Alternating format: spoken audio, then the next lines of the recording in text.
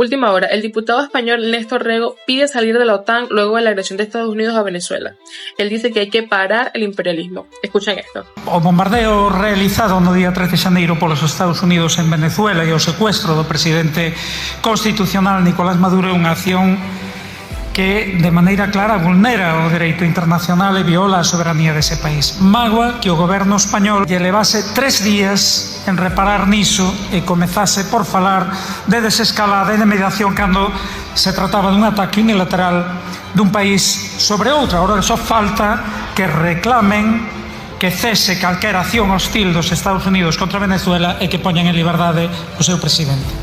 É unha actuación, en todo caso, que responde exclusivamente aos intereses económicos, xeopolíticos e estratégicos dos Estados Unidos, que tenta a toda custa conter o seu declive inevitable, especialmente a evidente perda de hexemonía e exclusividade do dólar como moeda dos intercambios económicos internacionais. Iso resulta máis que patética a posición seguidista da dereita e da ultradereita española. Prefiren ambos ser lambebotas do imperialismo norteamericano, felices no seu papel de servos do señor Escuro, mesmo que iso os deixe con cara de parvos absoluta cando Trump recoñece que Corina Machado non ten ningún apoio en Venezuela, porque claro, o Sauron da vida non acostuman a agradecer o servilismo de quen se comporta como escravo. Desde unha posición non xa de esquerda, sino de mínima dignidade, hai que parar Trump e o imperialismo norteamericano, e a mellor maneira de facelo é sair da OTAN e fechar as bases. E se o señor